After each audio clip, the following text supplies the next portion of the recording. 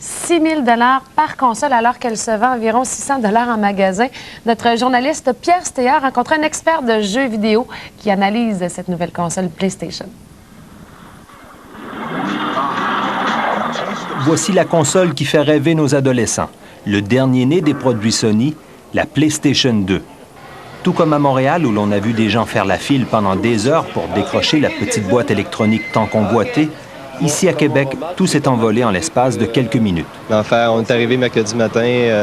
Sa date officielle, c'était le 26. Il y avait déjà une quarantaine de personnes devant la porte. On en a reçu 36. On en avait 18 de réservés.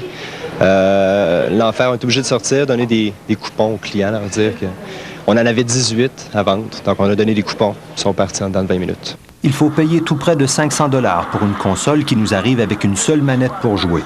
Les jeux se vendent à 80 $ en moyenne. Avec les autres accessoires qui s'y rajoutent, la facture peut facilement avoisiner les 800 $.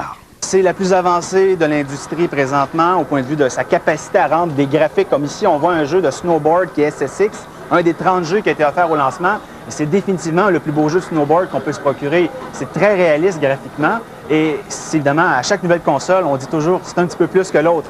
Sony a donc mis le paquet pour vous en mettre plein la vue. L'animation est d'une qualité irréprochable, c'est fluide, il n'y a pas de ralentissement, ça ne coupe pas comme certains jeux.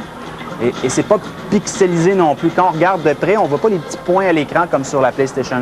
Donc c'est définitivement du beau travail et c'est surtout rapide. Quand on voit ça passer les décors à toute vitesse, on imagine aussi les jeux de course.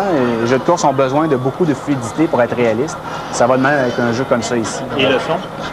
Le son, c'est définitivement, c'est stéréo présentement sur une télé comme ça, mais si on branchait le système Dolby Digital à la maison, on aurait l'expérience cinéma maison, plus avec les films DVD que les jeux, par exemple, parce que la plupart des jeux ne supporteront pas vraiment le système quadraphonique qu'on appelle. PlayStation peut donc facilement remplir de joie le cœur de vos enfants et soulager tout aussi rapidement votre portefeuille.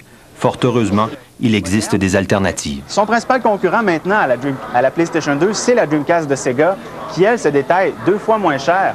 Et elle a des jeux, on parle de 250 $.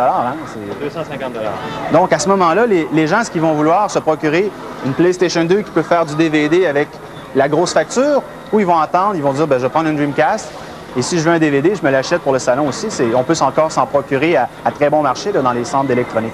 Sony a pensé également aux parents. La console peut faire jouer vos disques et vos films préférés. Ceux qui veulent à tout prix se procurer la console PlayStation 2 devront patienter. Les différents commerces devraient en recevoir d'autres bientôt, à raison d'1 ou 2 exemplaires par semaine. Pierre Stéat, TVA, Québec. Les sports.